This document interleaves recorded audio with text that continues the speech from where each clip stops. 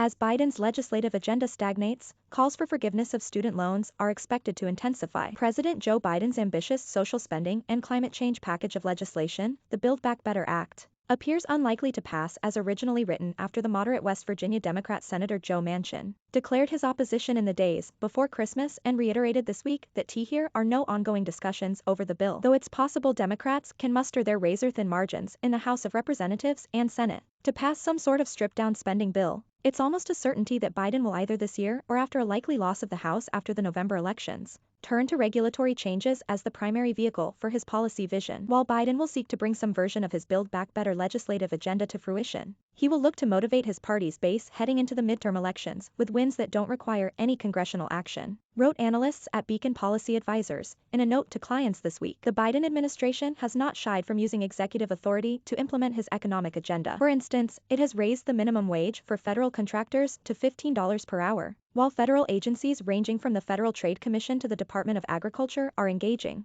in an administration-wide review of antitrust policy. But there are few other policies that could motivate Biden's base more than student loan forgiveness, given that voters with college degrees support Biden as president in much greater numbers than voters without degrees. Senate Majority Leader Chuck Schumer, the New York Democrat, has consistently urged Biden to use executive authority to forgive up to $50,000 per student in federally backed student loan debt, a move that would add $1 trillion to the budget deficit in the long run, according to the Brookings Institution. Biden has said he doesn't believe he has the legal authority to forgive student loans by fiat, and has said he would prefer that Congress authorize the forgiveness of $10,000 in debt per student. Earlier this year, White House officials said they were reviewing Biden's legal authority to cancel student debt through executive action. Legal experts say there is no clear answer as to whether the president has the authority to cancel student loans. Opponents of the policy say that it would violate the Appropriations Clause of the Constitution and the 1982 Antideficiency Act, which prohibits the executive from spending money without the authority of Congress. Proponents of the policy say that these provisions don't apply to student loan forgiveness, as Congress authorized the spending and federal law gives the Secretary of Education wide authority to decide how and whether to collect debt repayment. Everybody agrees that the Secretary of Education is empowered to make adjustments on federal student loans, wrote Howell Jackson, a Harvard University law professor, in an April article in the Regulatory Review. The debate turns on the precise meaning of provisions of the Higher Education Act of 1965 which confer upon the Secretary the power to consent to modification of, and to compromise, waive, or release amounts due on certain student loans.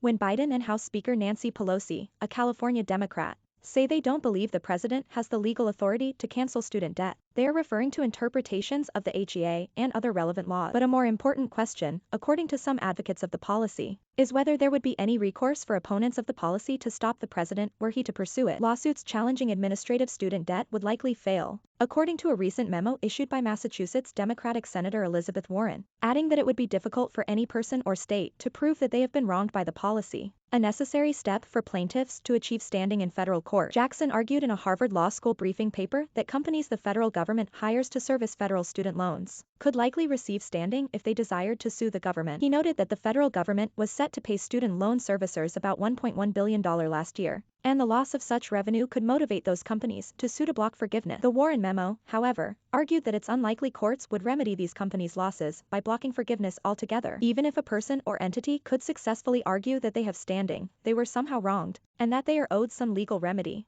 no person or entity could reasonably argue that the remedy to their lawsuit should be indefinitely keeping tens of millions of student loan borrowers in debt, it reads. Even if political considerations take precedence over the law, it's not clear that the Biden administration will enact student loan forgiveness by fiat. According to Beacon research analyst Charlotte Jenkins, Biden has expressed skepticism about blanket forgiveness allowing students who attended elite institutions to have relief, and is likely fearing backlash from angry voters who have already paid off their own student loans, or who did not choose to pursue higher education due to its cost, she wrote in a Friday note to clients. Exacerbating this dilemma is that through executive action it is more difficult to implement the means-tested forgiveness. That could make forgiveness more palatable to moderates and the millions of blue-collar workers Biden uses as a litmus test for presidential action, Jenkins said. The looming midterm elections will keep deferment and forgiveness on the agenda as the Democratic Party debates the political consequences of each outcome, wrote Jenkins.